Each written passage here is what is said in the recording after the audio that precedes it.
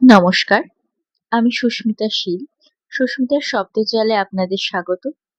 আজকে সুস্মিতার শব্দজালে আপনাদের শোনাবো আমার লেখা একটি গল্প। গল্পের নাম নতুন জীবন। ভালোবাসা, বিশ্বাস ভেঙে যাওয়া, আত্মহত্যা, পরিবার এই সমস্ত কিছু নিয়ে আমার এই গল্প। আশা করি আপনাদের ভালো লাগবে। শুরু করছি আজকের গল্প, নতুন জীবন। অভিজ্ঞতার জন্য বয়স লাগে না। অল্প বয়সেই অনেক রকমের অভিজ্ঞতা থাকা আশ্চর্যের কিছু নয়। বিশ্বাস করে ভরসা করে বহু মানুষ বহুবার ঠকেছে। তারপরেও মানুষ আবার বিশ্বাস করে, আবার ভরসা করে। কিন্তু বিশ্বাস সমাজ থেকে, সংসার থেকে কোনোদিন হারাবে না। হারাবে সমাজ সংসার থেকে সেই সব মানুষ যারা নিজে ঠকেছে বলে অন্যকে ঠকাতে শুরু করে দেয়। এই বিশ্বাস অবিশ্বাস, ঠকা আর ঠকানোর জগতের সঙ্গে পরিচয় হওয়ার আগেই ভরসার কাঁধ ভেবে বিশ্বাস করে হাত ধরে চলে এসেছিল শহরে গ্রামের 16 বছরের সোমাশ্রী। শিক্ষিত, সুন্দর, বুদ্ধিমান আকাশ হবে তার স্বামী। সোমাশ্রীর মনে এখন অনেক স্বপ্ন। বিয়ের কিছুদিন পরেই আকাশ নিরুদ্দেশ হলো। সোমাশ্রী গ্রামে ফিরে এলো। চারিদিকে চিৎকার। সোমাশ্রীর বাবা মেয়ের কলঙ্কে হৃদরোগে আক্রান্ত হয়ে গত হয়েছেন। স্বামীকে হত্যাকারী কলঙ্কিনী মেয়েকে বাড়িতে প্রবেশের অনুমতি দিল না তার মা। আত্মহত্যাই বাঁচার একমাত্র পথ ঠিক করলো সোমাশ্রী। কলঙ্ক, বিশ্বাসঘাতকতা, বাবার মৃত্যু, অপরাধ বোধ, মায়ের তিরস্কার, হৃদয় ভাঙার যন্ত্রণা তার ভেতরটাকে ভেঙে চুরমার করে শেষ করে দিচ্ছিল। আর না, রেল লাইনে এবার ঝাঁপ দেবে সে। ওই যে ট্রেন আসছে, ব্যাস এবার আর কয়েকটা মুহূর্ত, ব্যাস সব জ্বালা যন্ত্রণা শেষ হয়ে যাবে তার।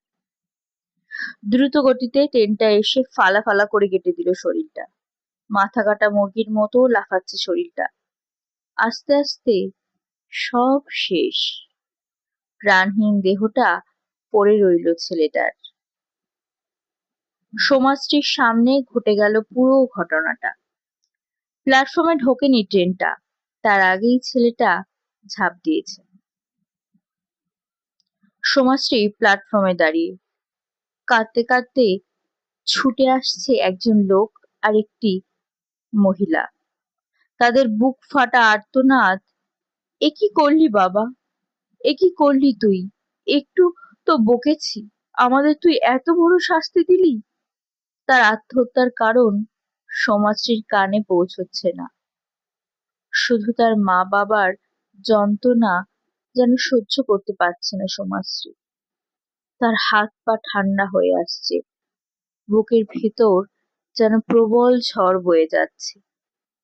এত ভালোবাসা ছেড়ে কেন করলো ছেলেটা এমন? আর কোথাও খুঁজে পাওয়া যাবে না ছেলেটাকে।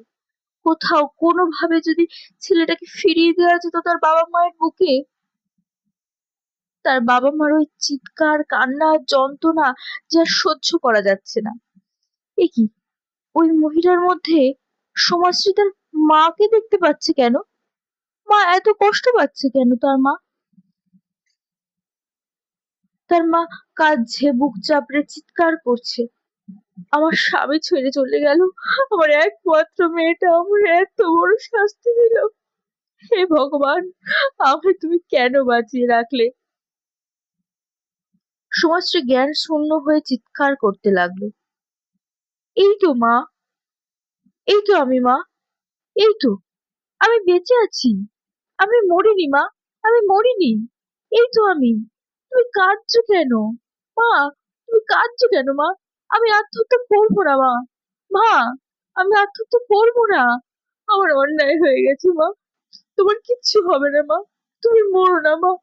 মা, মা। অজ্ঞান হয়ে মাটিতে পড়ে গেল সোমাশ্রী।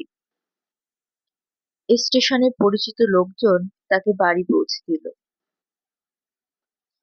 জ্ঞান ফিরে মাকে মাথার কাছে বসে থাকতে দেখে সোমাশ্রী মাকে জড়িয়ে ধরে। অঝরে কাঁদতে লাগলো সোমাশ্রী। তার জীবন থেকে কিছুই তো হারায়নি, যেন এটাই তার পরম পাওনা। সে বেঁচে আছে, তার মা বেঁচে আছে, তার আর কিছু চাই না। জীবন শেষ করতে করতে আরো দুটো জীবন বাঁচিয়ে দিয়ে গেল ছেলেটা। সময়ের সাথে সাথে মানুষ সব ভুলে যায়, শুধু যে চলে যায় সেই চলে যায়। 12 বছর কেটে গেছে। সোমাশ্রী এখন একজন সম্মানীয় শিক্ষিকা। সামনের মাসে তার বিয়ে। ডাক্তার জামাইকে নিয়ে খুব খুশি তার মা। ছেলে তো তারই পছন্দের। আবার একটা নতুন সম্পূর্ণ পরিবারের স্বপ্ন দেখছে ওরা সকলে মিলে। সোমাশ্রী এবার নিশ্চয়ই সুখী হবে। নমস্কার, শেষ হলো আমার আজকের গল্প নতুন জীবন। আপনাদের কেমন লাগলো অবশ্যই কমেন্টে জানাবেন। আর যাদের সাবস্ক্রাইব করা নেই সুস্মিতার শব্দজাল, তারা অবশ্যই সাবস্ক্রাইব করবেন। সামনে আরো নতুন নতুন গল্প আপনাদের জন্য নিয়ে আসবো আমি, সুস্মিতা। ধন্যবাদ।